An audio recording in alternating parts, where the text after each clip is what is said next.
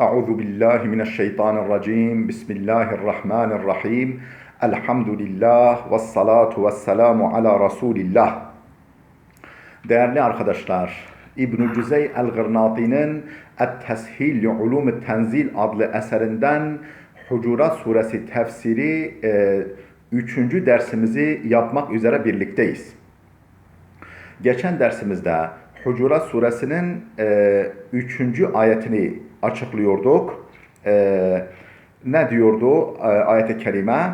İnnellezîne yeguddûne asvâtehum inde rasûlillâhi ulâikellezîne imtehanallâhu kulûbehum littakvâ lehum mağfiretun ve ecrun azîm. Ayetimizin mealini vermiştik. Efendim aşağı yukarı 2 satır kadar da tefsirinden okumuştuk. Efendim bu ayet-i kerimenin nüzul sebebini belirten açıklamaları takdim etmiştik. İşte Ebu Bekir ve Ömer'in bundan önceki ayetin gelişinden sonra Hazreti Peygamber'e biz bundan sonra Hazreti Ebu Bekir'in ben bundan sonra sizinle ancak çok kısık sesle konuşurum ya Resulallah. Hazreti Ömer de Hazreti Peygamber'le o kadar sessiz konuştuğu ki Peygamber sen ne dedin ya Ömer diyecek kadar, yani tam dediğini anlayamayacak kadar sesini kıstığını belirtmişti. Bu önceki ayet-i kerimenin etkisiyle. Oradan ve kana Umaru yuhfi kelamehu, oradan itibaren alalım. Ve kana Umaru yuhfi kelamehu, Hazreti Ömer sesini kısıyordu. Hatta yestefimehu. Orada hine diye yazılmış ama bence yanlıştır ve kesin yanlıştır. Hatta yestefimehu nebiyyü sallallahu aleyhi ve sellem, Peygamber ondan ne dedin diye soracak kadar zaman zaman. Ve lafzuha ma'a zâlike ala umumihi. Bununla beraber ayetin lafzı umum üzeredir. Yani sebebin hususiliği, hükmün umumiliğine mani değildir. Yine herkesi kapsar. Hazreti Ebu Bekir ve Ömer başta olmak üzere Peygamber'e karşı bu konuda edepli davranan, saygılı davranan, sesini ayarlayan herkesi kapsayan bir mükafat ve sonuçtur. وَمَعْنَا امْتَحَنَ اِخْتَبَرَ فَوَجَدَهَا كَمَا يَجِبُ مِثْلَ مَا يُخْتَبَرُ الذَّهَبُ بِالنَّارِ فَيُوجَدُ طَيِّبًا وَقِيلَ مَعْنَاهَا دَرَّبَهَا لِلتَّقْوَى حَتَّى صَارَتْ قَوِيَّةً عَلَى احتماله بغير تكلف وقيل معناه أخلصها الله للتقوى. Ne diyordu ayet-i kerime? Onlar Allah'ın kalplerini takva için tırnak içinde imtihan ettiği kimselerdir. Ve onlar için bağışlama var ve büyük bir mükafat var. Orada imtihan ne demek yani? Ve mana imtihan ettiği ifadesinin manası ihtabara, sınadı, yani imtihan ettiği, yani sınadı, fevecedeha kema yecibu ve kıvamında olduğunu gördüğü, yani gerektiği gibi olduğunu, yani o kalp nasıl olması gerekiyorsa öyle olduğunu gördüğü kimselerdendir onlar.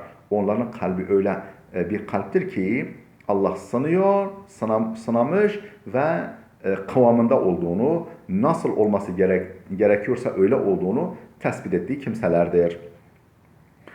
Misle ma yuhtabaru zehebu binnar. Tıpkı altının ateşle sınanması gibi. Hani mesela diyelim ki bir 24 ayar altın düşünelim. Son bir altın düşünelim.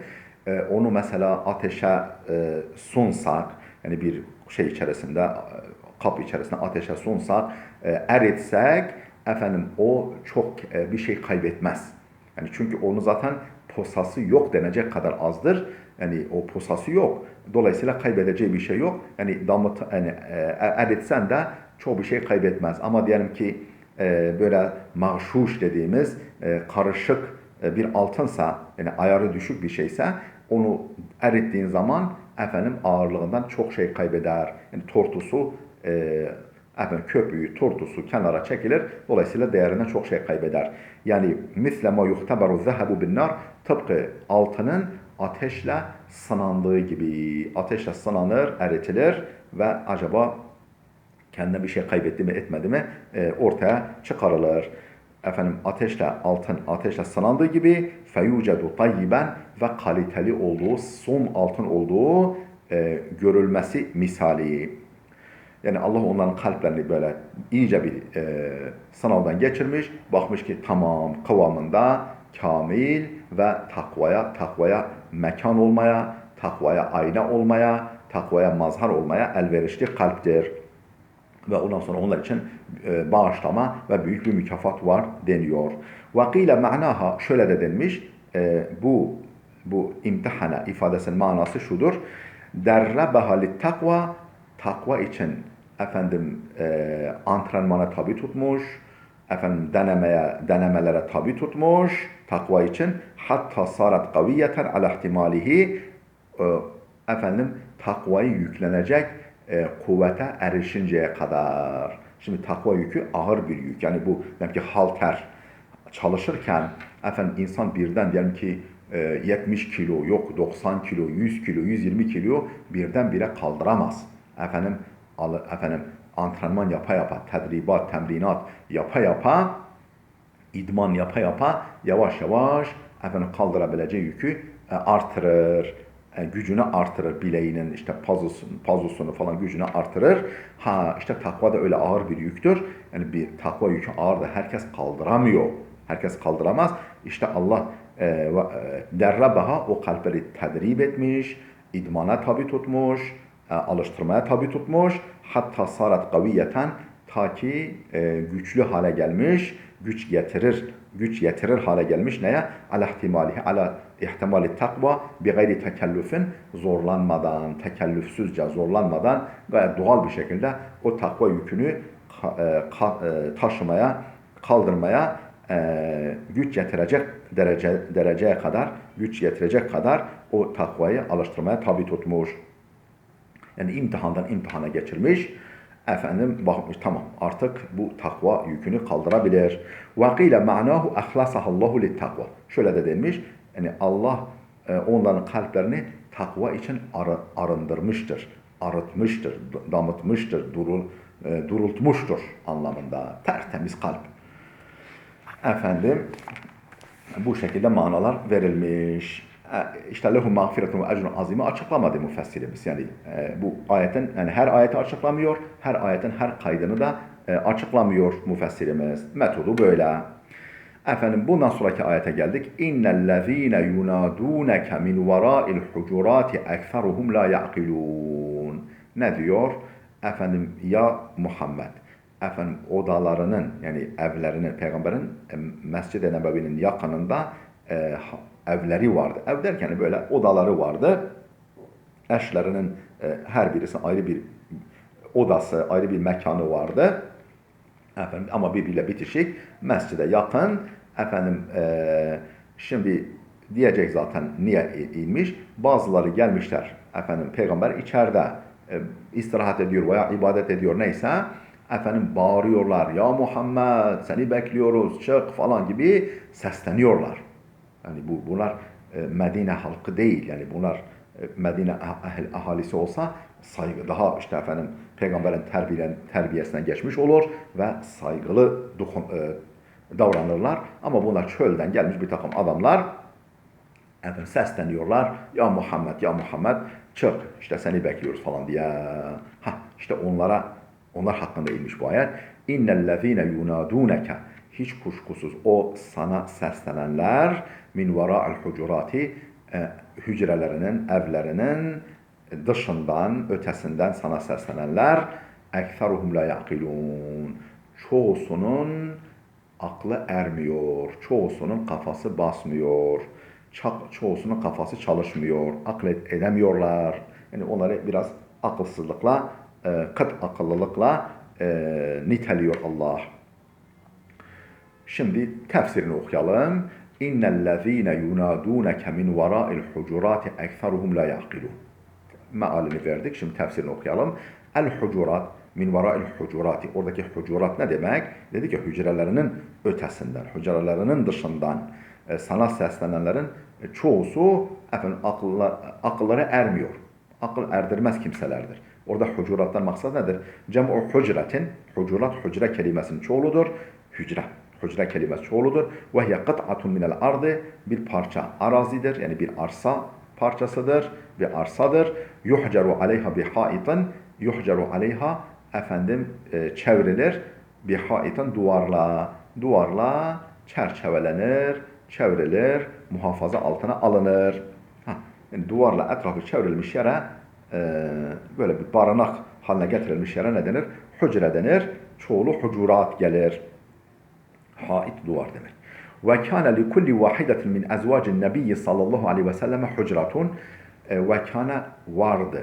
Li kulli vahidetin min ezvacin nebiyyi. Peygamber eşlerinden her birisinin vardı. Hücratun, bir odası vardı, bir hücresi vardı. Böyle çevrili bir mekanı vardı, mütevazı. Ve nezeletel ayetu fi vefdi Beni Temim'in. Bu ayet Beni Temim kabilesinin heyeti hakkında inmiş. Şimdi senetul vufut var değerli dostlar. Yani Mekke'nin fethinden sonra artık Arap Yarımadası'ndaki işte kabileler, aşiretler anladılar ki efendim bu din hak dindir. Yani işte bak Mekkelileri de Kureyş'i bile yendiğine göre güçlüdür. Efendim ne yaptılar? Müslüman olmak istediler. Onun için efendim akın yani heyetler peş peşe heyetler gönderdiler. Peygamber Aleyhisselatü Vesselam'a Medine-i Münevvere'ye heyetler gönderdiler. Heyet vefd demek. Senetul vufud yani heyetler senesi. Heyetler yılı. Böyle her gün 1, 2, 3, 5 heyet geliyordu.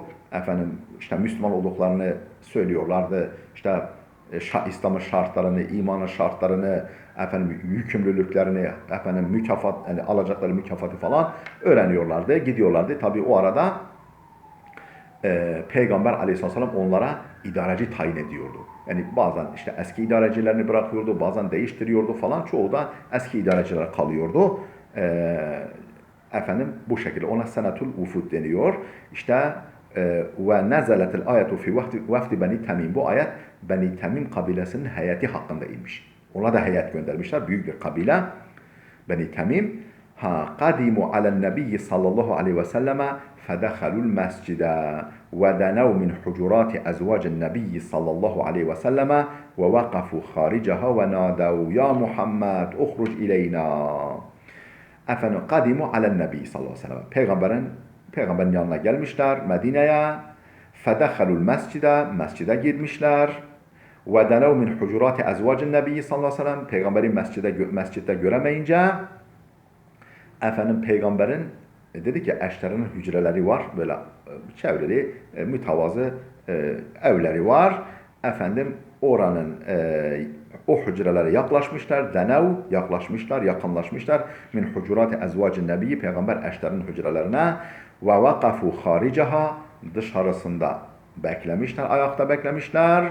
Yani ayakta durup ve nadav seslenmişler. Ya Muhammed, ey Muhammed uhruc ileyna, bize doğru çık, biz seni bekliyoruz. Fekâne fî fi'lihim zâlike cefâun ve bedâvetun ve qilletu tevqîrin. Fekâne fi fi'lihim zâlike. Onların bu eyleminde vardı cefaun bir kabalık ve bedavetun bir köylülük, bedevilik ve qilletu tevqîrin bir saygısızlık vardı. Yani bu efendim davranışları, bu seslenişleri onların efendim nesini gösteriyordu? Kabalıklarını, cefa, kabalık demek, kaba sabalık ve bedavetun, bedavet yani ilkellik, bedevilik ve qilletu tevkirin ve saygısızlık, saygı azlığı yani saygısızlık vardı bu sözlerinde, bu tutumlarında. Feterabbasa Resulullah sallallahu aleyhi ve selleme muddeten thumme haraca ileyhim. Peygamber bir süre tarabbus etti yani bekledi. Feterabbasa bekledi, arada hazırlanıyor çıkacak. Feterabbasa Resulullah sallallahu aleyhi ve selleme muddeten bir süre bekledi. Thumme haraca ileyhim. Sonra onların yanlarına çıktı. فقال له واحد منهم وهو الأقرع بن حابس. فقال له واحد منهم. Onlardan birisi peygambere dedi ki, kimdi o? وهو الأقرع بن حابس. Akra bin Habis'ti. Onların o kabilenin belki o günkü reisi, ileri geleni, efendim hayat başı. Dedi ki peygambere, ya Muhammed inne medhi zeynun ve zemmi şeynun. Ya Muhammed sen beni tanımamışsın. Böyle hani belki şakayla karışık artık nasıl diyorsa benim övgüm süstür. Yani ben birini översem o onun için süs olur. onu güzelleştirir, bezer, efendim makbuliyet kazandırır ve zemmi şeynun. Benim yergim de lekedir. Kendine leke getirme. Ben sen giderim efendim kabileme ve uğradığım yerlere seni översem namın yürür. Efendim bu senin için süs olur, bezek olur. Efendim ama seni kötülersem vallahi yandın. Yani karizman çizilecek yani. Efendim imajın bozulacak. Ve zemmi şeynun. Benim yergim şeyindir. Yani kara lekedir. Böyle yani ya beni gör, ben önemli bir adamım diyor açıkça. Fakale lehu Resulullah sallallahu aleyhi ve selleme, Peygamber aleyhisselam bunun üzerine ona şöyle dedi: Veyhake zalikallahu teala, yazıklar olsun sana. Bu senin dediğin bir beşer olamaz, Allah'tır.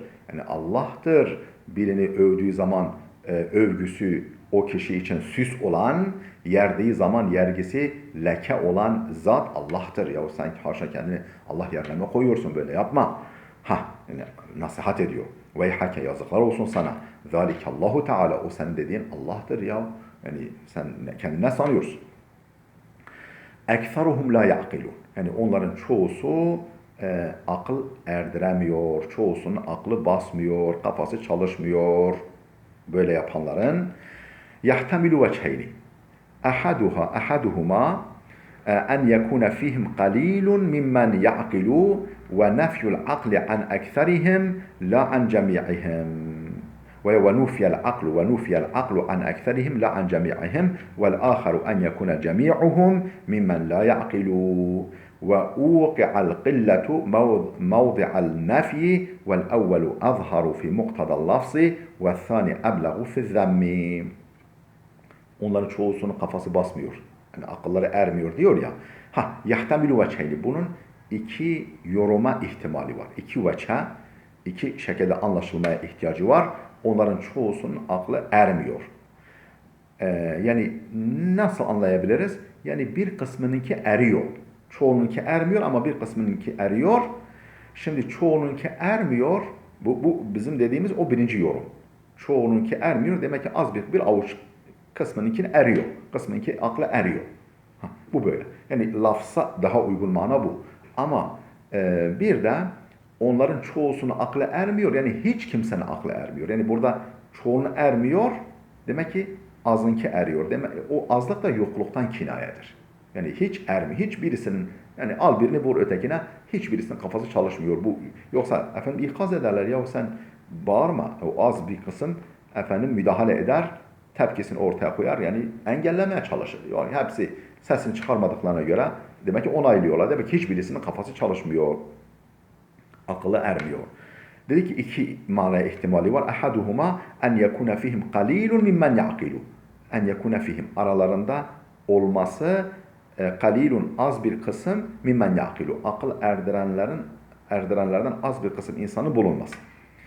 Ve nufiyel aklu, bu durumda hani akıl etme yok sayılmış, akletme nefyedilmiş, yok sayılmış. An ekserihim, çoğundan, la an cemi'ihim, hepsinden değil. Yani çoğundan akletme düşürülmüş. Yani akletme olmadığı belirtilmiş. Hepsinden değil. Demek ki bir kısmının aklı çalışıyor. Vel aharu, diğer görüş, diğer yorum, en yekune cemi'uhum, hepsinin olması. Ne olması? Mimmen la yaqilu, aklı ermez olması. Kafası çalışmaz olması. Bu durumda ve uqi'al qilletu mevdi'an nefi, azlık yokluk yerinde kullanılmış. Yani azlık yokluktan kinaye olarak kullanılmış dediğimiz gibi. Vel evvelu azharu fi muktadal lafzı, lafzın gereğine bakarsa, lafzın gerektirdiği yoruma bakarsak birincisi daha açıktır. Yani birincisi daha önceliklidir. Birincisi daha önceliklidir. Yani çoğunun kafası çalışmıyor, çoğunun aklı ermiyor, bir kısmınki eriyor. Az bir kısmınki eriyor. Bu lafza daha uygun. Ve thani, ikincisi, yani hiçbirisinin kafası çalışmıyor, hiçbirisinin aklı ermiyor yorumu ise eblagu fi zemmi, yani yergide daha etkilidir. Yani yergi bağlamında, yergi makamında daha çok kullanılan bir üsluptur. Değerli dostlar, burada dursun.